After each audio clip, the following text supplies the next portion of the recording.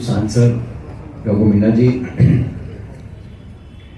हमारे प्रकाश जी, हमारे मांगीलाल जी और श्री वाली साहब, हमारे पुष्कर दांगी साहब विधायक, हमारे पूर्व मंत्री मांगीलाल जी लोगोदा से, हमारे मंच पर तमाम नेतागण बैठे बहुत सारे।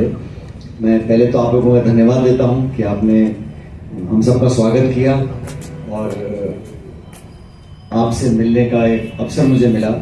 जैसा रघु मीना जी ने बताया, पिछले 2 दिन से लगातार हम दौरे कर रहे थे, लोगों से मुलाकात की और मुझे ऐसा लगा कि जो हालात आज निर्मित हुए हैं प्रदेश के अंदर वो बहुत चिंताजनक है, क्योंकि जो मेहनत करने वाले लोग हैं, चाहे वो ग्रामीण क्षेत्र है चाहे शहरी क्षेत्र है, अपने आप को कहीं ना कहीं वो असुरक्षित महसूस करते हैं।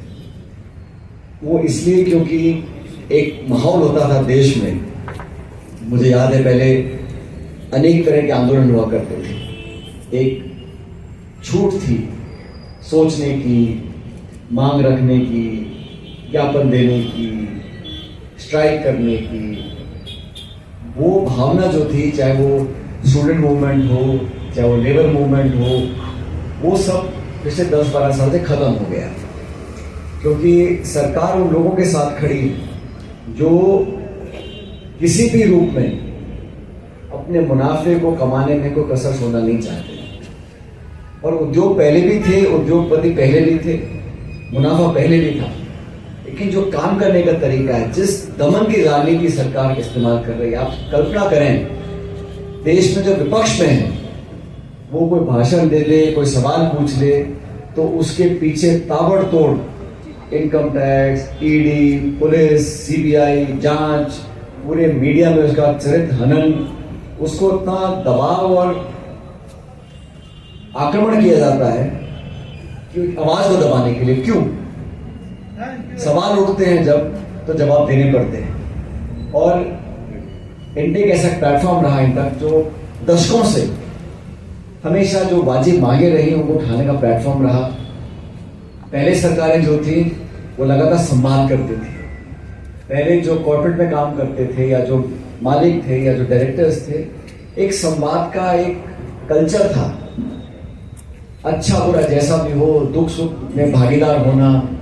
अगर कंपनी में कोई दिक्कत है तो लेबर से, मैनेजमेंट से बुला के बात होती थी, भाई ये दिक्कत आ रही है, हम क्या कर सकते हैं, और एक अपनेपन का एहसास होता था। मुझे कहीं ना कहीं वो अब कम होता दिख रहा है। अब संवाद नहीं है, सारा काम आउटसोर्स कर दिया, सब टेंडरी पे है, ज्यादा बोलते तो पुलिस आ जाती है, और आप कुछ मांग रख लो तो आपस में तोड़ फोड़ करने का भी सब इनको काम पता है कैसे किए जाते हैं। 10 लोग बात करने आएंगे तो 2 को साइड करके उनको बात कर लेते हैं। इस प्रकार के काम करने से कहीं ना कहीं जो मूवमेंट है, जो यूनिटी है, जो ताकत है कामगारों की, मेहनत, हाथ से जो मेहनत करते हैं, देखो देश को चलाने के लिए किसान बहुत मेहनत करता है, पूरा परिवार खेती करता है, देश का पेट पालता है, लेकिन जो उद्योग में काम करते हैं वो देश को प्रगति के रास्ते पर लेकर जा रहे हैं। और जो हमारे यहाँ लेबर है, चाहे वो शॉप फ्लोर पे है, चाहे वो हाथ से काम करता है, चाहे वो अनऑर्गेनाइज्ड है, ऑर्गेनाइज्ड है, उन सबका एक परिवार बनाकर अगर हम उनकी तरफ देखेंगे तो देश के हालात बेहतर हो सकते हैं। आज जो खाई बन गई है अमीर गरीब की, वो कल्पना से परे है। पिछले 10-12 सालों में जो अमीर थे वो इतनी दौलत उन्होंने कमा ली कि उनके पास अपना पैसा करने का टाइम नहीं है, और इन 10-12 सालों में जो गरीब था वो लगातार फिसलता चला जा रहा है। इसलिए हमें कहीं ना कहीं सोचना पड़ेगा व्यवस्था को बदलने का, हम कैसे काम कर सकते हैं। मुझे खुशी है कि आपके बीच में आकर हमें बात करने का मौका मिला। जो मंचासी लोग हैं, अनुभवी लोग हैं, कुछ राजनेता हैं, कुछ इंटर से जुड़े हुए हैं, कुछ आप लोगों के बीच में से हैं, और मैं जैसा रघु मीना जी ने कहा, हमारे मांगीलाल जी बैठे हैं, हमारे पुष्कर साहब बैठे हैं, जो कुछ इस क्षेत्र के लिए, इस जिले क्षेत्र की बात नहीं कर रहा हूँ, प्रदेश में भी जहां भी आपको लगता है कि हम लोगों की बात को उठाना है, चाहे विधानसभा के अंदर हो चाहे पार्लियामेंट के अंदर हो, उन बातों को हम उठाएंगे। और सरकार कितना भी आंख निकाले, कितना डराने की कोशिश करे, लेकिन राहुल गांधी ऐसे विपक्ष के नेता हैं, वो डरते किसी से नहीं है। वो छाती ठोक के सवाल पूछते हैं, चाहे उन पर कुछ भी आक्रमण कर लो, कुछ भी उन पर कर लो। तो हम लोग हमेशा किसान, गरीब और मजदूर के आवाज उठाने वाले लोग हैं। राजनीति हम भी करते हैं, हमको भी वोट चाहिए, हम भी लोगों की बात सुनते हैं, सबसे संबंध रखते हैं, लेकिन जब अहित होता है, जब नुकसान करने की बात आती है, जब आंख में दिख रहा है किसी को कि ये शोषण हो रहा है, ये गलत है, उस काम को अगर आप नहीं रोकते तो फिर आप जनप्रतिनिधि किसी काम के हो नहीं। जो पहले चलता आया वो चलता रहे, हमें अपना काम से काम करना है, ये भावना जब आ जाती है तब लोगों के अंदर जो उनके अंतरात्मा है उसको जगने की जरूरत है।